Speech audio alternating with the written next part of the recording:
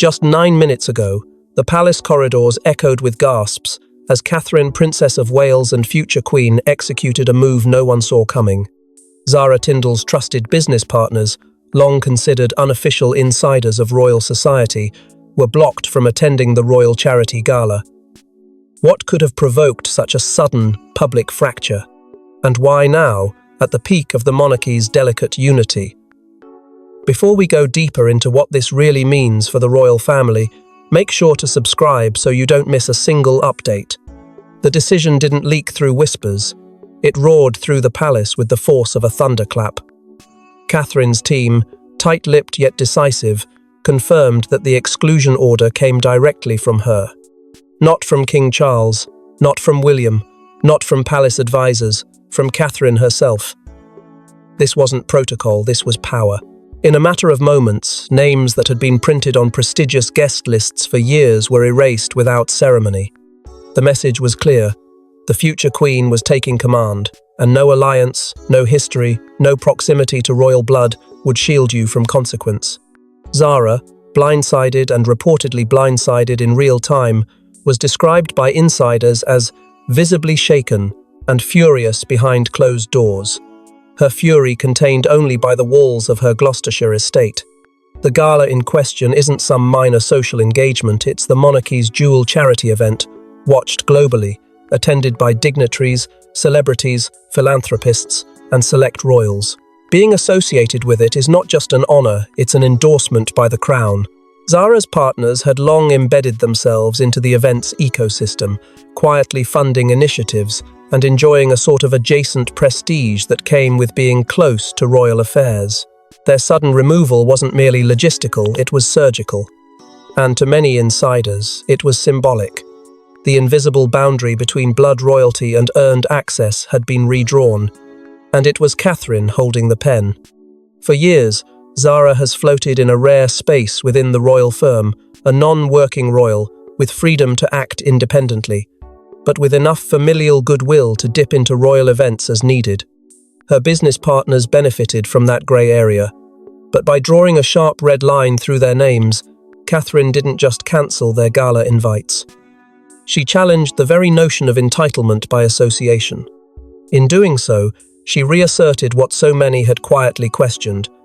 Who really gets to be part of the monarchy's inner sanctum? And who decides? There are whispers that this moment signals not just a personal rift, but a systemic unraveling. For months, tensions have simmered beneath carefully curated smiles. Palace staff, usually adept at containing drama, were caught flat-footed. Catherine's assertiveness left many stunned, not just at the decision, but at the timing. Was it revenge? Was it strategy? Or was it a necessary purge in preparation for a new royal order? Whatever the motive, the implications are undeniable. The woman once known for silence and grace had, in an instant, wielded authority with the force of a monarch. Catherine didn't just block names, she sent a message across Britain and beyond. Her reign, though unofficial, has already begun. And with one bold move, the fragile tapestry of royal unity may have begun to unravel. But this wasn't a snap decision. It was the climax of a battle quietly raging behind palace walls for months, and perhaps even years.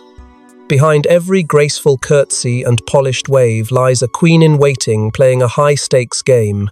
Sources whisper that Catherine has been building a private intelligence network within the royal circuit, identifying threats not from enemies abroad, but from within the family circle. Zara's affiliations have reportedly been under Catherine's watchful eye for over a year. It wasn't mere instinct that led to the exclusion. It was a dossier. Silent, ruthless, deliberate. Catherine's private security team had flagged Zara's business alliances not once, not twice, but repeatedly as potentially reputationally risky to the royal brand. These weren't casual partnerships or harmless ventures. They were deep financial entanglements with advisors whose backgrounds couldn't withstand the kind of scrutiny the crown demands. Catherine, trained by experience and moulded by years of quiet observation, knew that image is everything, and in an era where one headline can undo decades of royal legacy, she wasn't going to take chances. Months earlier, Zara had received private warnings, low-key, respectful but unmistakable: disassociate, reevaluate, step away. Whether it was pride or defiance, Zara stayed the course, standing by her inner circle, perhaps believing her non-working royal status granted her immunity from such oversight. But Catherine didn't see bloodlines, she saw risk, and once the threshold was crossed, she acted. Swiftly, with authority, without flinching. What the public doesn't see is the machinery behind the throne. Royal protocols don't rely solely on tradition, they rely on contingency. Reports suggest that Catherine's internal team had already coordinated with trusted figures within the communications office, preparing a range of carefully worded statements should the decision leak before it was officially confirmed. It didn't. The operation was watertight. The moment the exclusion was finalized, everything was in place, from press handling strategies to controlled narratives that positioned Catherine not as a divider, but as a protector of royal integrity. Perhaps the most shocking revelation is the alleged consultation with MI5. Not for political matters, but for insight into reputational vulnerabilities within royal-connected enterprises. Zara's partners raised red flags. That Catherine would go to such lengths is not a sign of paranoia. It's a sign of strategic foresight. She's no longer operating from the sidelines. She's preparing for a throne that's slowly transitioning into her hands, and she's determined to ensure it's free from the chaos of unmonitored alliances. Even more telling was William's reaction, or lack thereof. Sources say he supported the decision without hesitation. For a man who's often seen as cautious, that speaks volumes. The unity between him and Catherine on this matter sent a signal that cannot be misunderstood. The future of the monarchy will not be compromised for the comfort of familial ties. The gala's board members, some with long-standing ties to Zara's network, were reportedly stunned, with at least 2 threatening resignation. But their threats fell flat against the cold steel of Catherine's resolve. This wasn't just a redirection, it was a quiet purge. While Catherine may be steering the ship now, this storm didn't brew overnight. It traces back to a history of whispered resentment and silent feuds.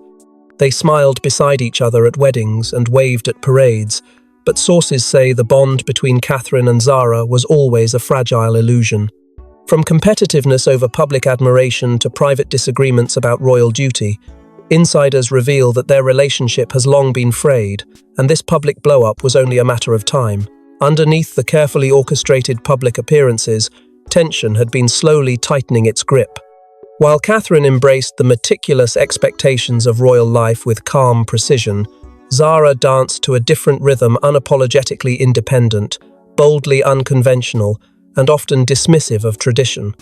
To the outside world, this contrast seemed harmless, but within palace walls, it created a silent tug-of-war between 2 women born into the same legacy, but shaped by entirely different rules. Catherine, as the poised architect of the monarchy's future, viewed her role as sacred structure. Zara, the defiant royal without title or obligation, appeared to challenge that structure at every turn. And what began as a subtle friction grew into a silent feud no tiara could conceal. Everything shifted in 2022. A tense Sandringham holiday gathering turned into a flashpoint. According to multiple insiders, what started as a minor disagreement over seating arrangements erupted into a bitter exchange behind closed doors. Zara, emboldened by her growing influence in business circles, reportedly questioned the rigid nature of royal protocol.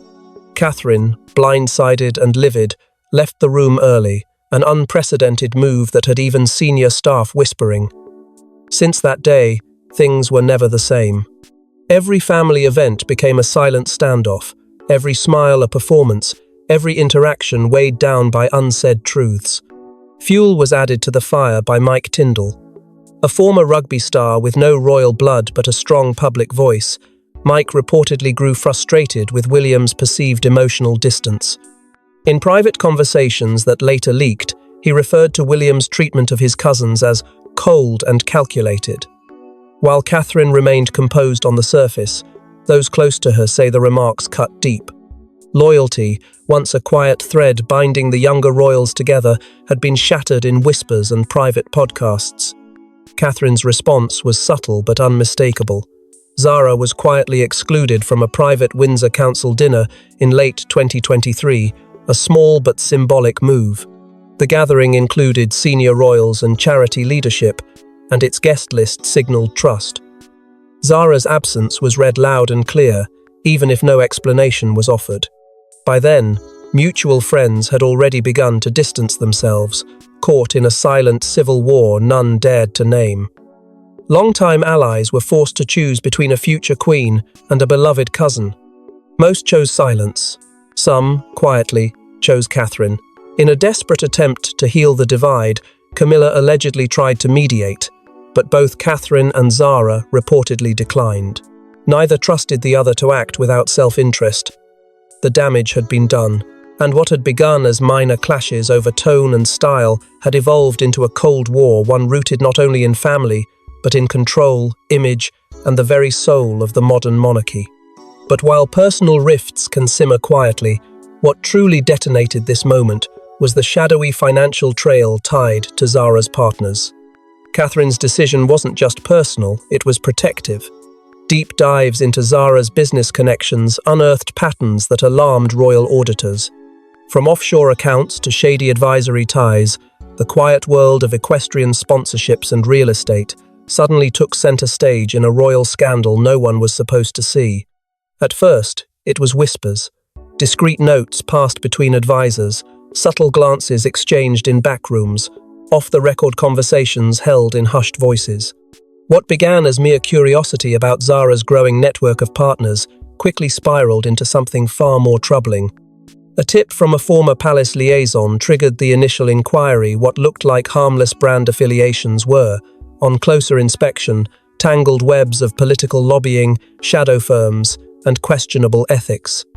One of Zara's closest business allies had formerly worked with a lobbying firm that was blacklisted by several international regulators for backdoor dealings. Another name in the mix, an influential investor, was quietly tied to a defunct company involved in a property scandal in the south of Spain.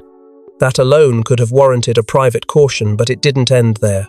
Royal Charity contracts began to show unusual overlaps with firms connected to Zara's circle. Funds earmarked for youth programs and rehabilitation initiatives were quietly rerouted through intermediaries that shared stakeholders with Tindall-linked entities. The deeper they looked, the more alarming the patterns became. It wasn't just about optics anymore.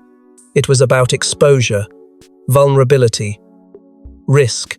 Catherine's team, already on high alert following the growing tension between the princess and Zara, initiated what palace insiders have now confirmed was a full-scale internal audit.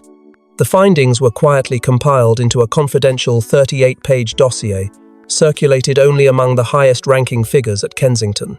That document, described as explosive and irrefutable, laid bare the potential scandal waiting to erupt if these associations were left unchecked. One of the names listed in the report was tied to a former Russian oligarch once sanctioned, now allegedly attempting to rebuild influence through European financial channels. The palace had seen enough. Catherine, after reading the report in full, reportedly made the call herself. These individuals would not step foot near a royal platform again. The gala would proceed, but their names would be stricken, and with that, the hammer came down. Behind closed doors, the Kensington Palace legal team worked quickly to assess every angle. Statements were drafted, contingencies prepared. Royal protocol dictates restraint, but in this moment, restraint would be weakness. Catherine didn't blink. She knew what was at stake, not just her own image, but the credibility of the monarchy's philanthropic mission.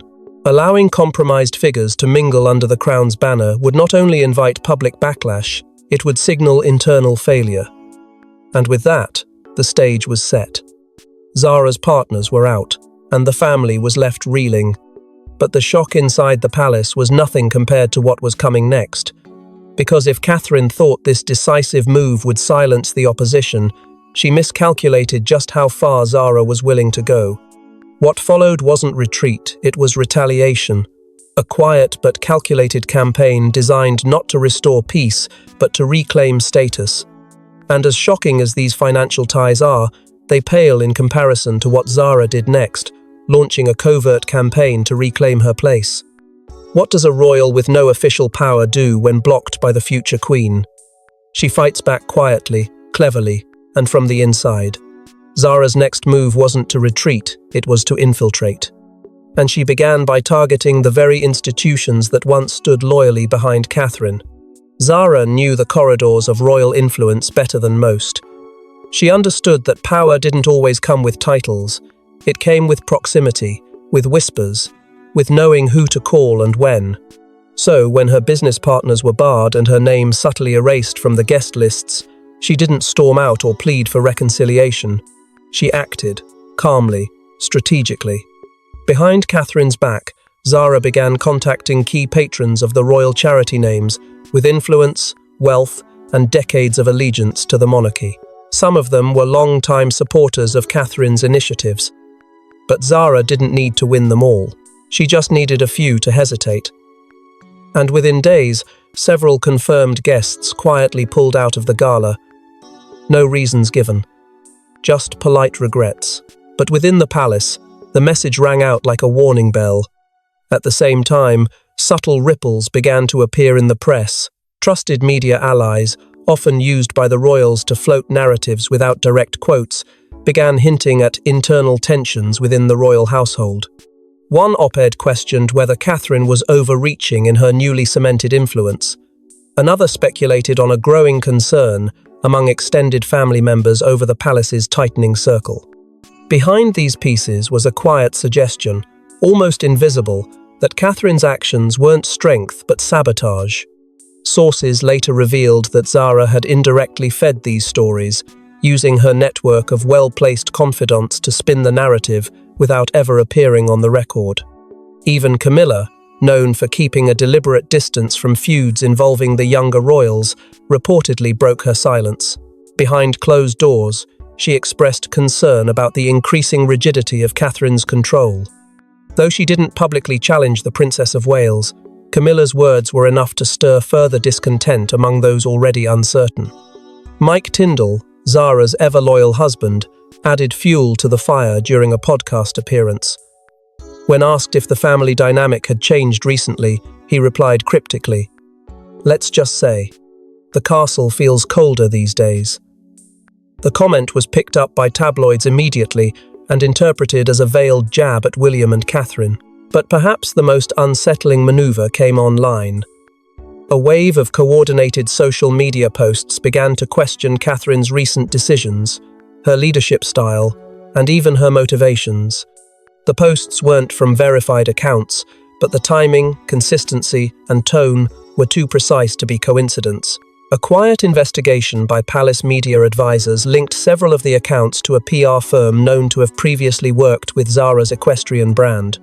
Though no direct connection was proven, the implication was enough. Zara was fighting a war in the shadows and it was gaining ground. But just when Zara believed she had created enough pressure to force Catherine to retreat, Catherine unveiled a secret alliance no one saw coming. In a move that stunned both family and press, Princess Anne, Zara's own mother, reportedly broke her silence and sided with Catherine. The stoic, duty-first Princess Royal had long observed from the sidelines. But when the crown's integrity was on the line, she made a choice that would cut deeper than any public rebuke. For years, Anne had been the quiet force of the monarchy, unyielding, principled, and rarely drawn into the politics that plagued the younger generation. She had shielded her daughter from the burdens of official royal duty, allowing Zara to forge her own path. But with the monarchy under silent siege from within, Anne could no longer watch from the shadows. 3 nights before the gala, behind the thick walls of a private residence, Anne requested an unscheduled meeting with Catherine. No aides, no intermediaries, just 2 women bound by legacy, and now, crisis. What transpired in that room remains closely guarded, but insiders confirm Anne reviewed the full dossier. Every name, every connection, every risk. By the end of the night, her decision was made. The next morning, Anne summoned Zara. Their conversation was brief, but irrevocable. Anne didn't mince words. "This isn't about family, it's about the crown." A line so cold, so final, that even seasoned staff reportedly felt the chill. For Zara, it wasn't just rejection, it was a collapse. The mother who had defended her independence, who had championed her freedom, now stood firmly with the very institution that had locked her out. There would be no protection, no reprieve. Anne's support was not just withdrawn from the gala, she quietly stepped back from the Tindall business initiative that had sparked the controversy to begin with. Her name was removed from promotional documents. Her image wiped from campaign material. It was swift, it was clinical, and it was devastating. But the blow didn't end there. Royal security, previously instructed to navigate the situation delicately, was now given a new directive: act on protocol, not emotion. That meant no special access, no exceptions. Zara would attend the gala only as a guest, if at all. Her team would not be allowed in, her partners would remain barred, and any deviation from the guidelines would trigger a formal response. For someone once embraced as a royal insider, despite her unofficial status, it was a clear and painful demotion. Behind closed doors, Zara reportedly broke down. Those closest to her described her emotional state as crushed. This wasn't just a public humiliation, it was a personal betrayal. The one person she believed would always have her back had sided with her rival. And worse, had chosen duty over daughter.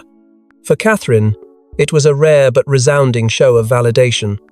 For Zara, it was the sound of the door closing, not just on a gala but on her standing within the royal world. Yet the emotional fallout didn't stop there. Because even as the palace protected its image, a new wave of rebellion stirred in the youngest generation. As the royal adults battled behind velvet curtains, the children watched. Prince George, Princess Charlotte, Prince Louis, Mia Tindall.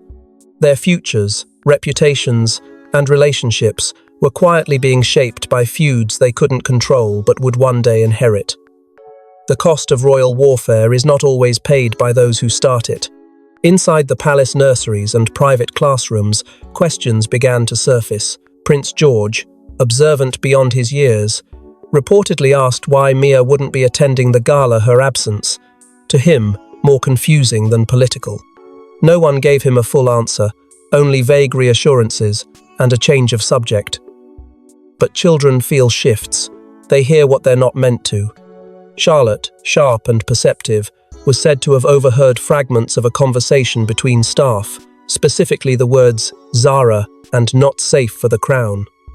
Though the phrase was never meant for her ears, its weight lingered, planting a seed of division in a generation that had grown up hand in hand.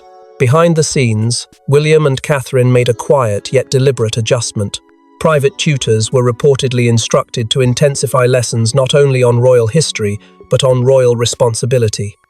Ethics, representation, loyalty, lessons that subtly reaffirmed one narrative. Meanwhile, Zara and Mike, reeling from Anne's withdrawal and the palace's cold shoulder, made choices of their own. Their children, once fixtures in shared Windsor school activities, were suddenly absent from certain programs. Officially, it was due to scheduling, but whispers suggest otherwise, that invitations were no longer extended, and polite walls were beginning to rise. What had once been a joyful intermingling of cousins, carefree weekends, shared birthday teas, school pickups in convoy, was now laced with a quiet tension. Staff noticed it first. Fewer playdates. Awkward exchanges between nannies, hesitations before mentioning names in conversation. The youngest royals, born into a world of tradition and expectation, were now growing up in the shadow of a divide they hadn't created. A silent partition had formed one side, guarded, polished, and unwavering in duty. The other bruised, embattled, and increasingly distant. It's a heartbreaking irony that Queen Elizabeth, who once made unity the cornerstone of her reign, now watches from portrait frames as her descendants unravel what she spent a lifetime holding together. Her legacy, though admired, is being tested not by scandal alone, but by the slow, quiet erosion of familial trust. And the ones meant to carry the monarchy forward are being shaped not just by their parents' lessons, but by their parents' battles. And while the younger generation bears the silent burden, the adults brace for the next explosive chapter, Zara's public retaliation. Just when the royal family thought the matter had been contained, Zara released a bombshell statement through a trusted journalist. What began as internal drama burst into the public eye as Zara accused senior royals of using charity as a weapon. The monarchy's polished mask cracked, revealing the fury beneath. The message was clear. Zara was done playing by palace rules. In a carefully crafted release to a long-standing media ally, she broke her silence with explosive precision. I have been punished for my independence, ostracized without trial, targeted not for wrongdoing but for succeeding outside the walls of royal control. The statement didn't name names. It didn't have to. Every sentence was an arrow, and everyone knew exactly who the target was. Catherine, the future queen, the orchestrator of the exclusion that had humiliated Zara, dismantled her alliances, and reshaped her position in the royal ecosystem. Zara's fury, long suppressed behind tight smiles and clenched hands, was now public record. Within 10 minutes, the statement had gone viral. Social media erupted. Zara's name trended across platforms, her defenders flooding the digital battlefield with hashtags and commentary. Tabloids jumped in with glee, framing the narrative as a rebellion against an overreaching royal system. They painted Zara as the relatable outsider, the mother, the athlete, the businesswoman cast aside by an institution unwilling to accept anything it couldn't control. Meanwhile, broadsheets took a different view. They pointed to Catherine's silence as strength, a tactical move, a refusal to engage in a war of words, knowing full well that power doesn't always need to shout. Inside the palace, chaos brewed. The royal communications team, caught between tradition and damage control, launched urgent containment protocols. Editors were contacted. Advisors drafted rebuttals that were never released. Every option was considered except direct retaliation. Catherine, sources say, made the call herself. Do not respond. It was a masterstroke of restraint. By refusing to descend into the public fray, she didn't just avoid scandal, she elevated herself above it.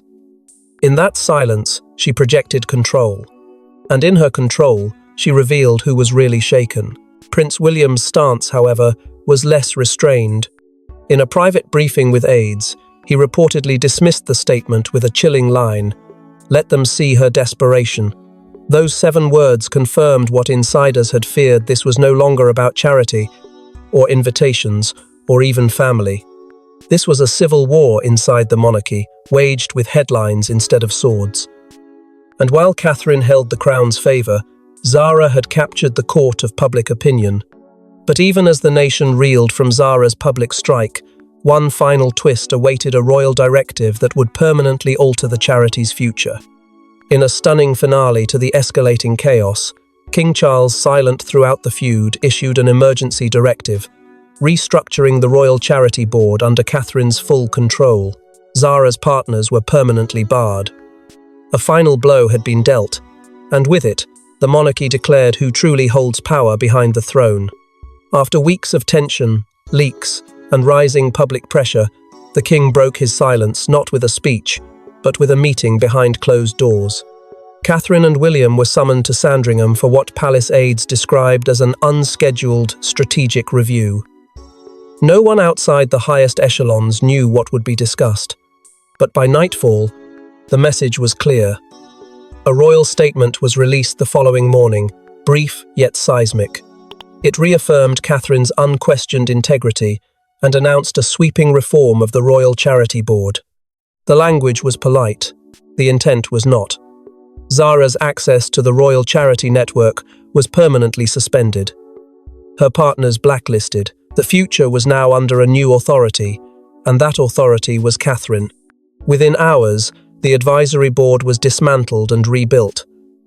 Every name was handpicked by Catherine's team: allies, loyalists, strategists, individuals who shared her vision of a monarchy that prioritized duty over dynasty and discretion over drama. For Zara, it wasn't just a setback, It was a formal exile from the very world she once moved freely within. Not a single seat offered.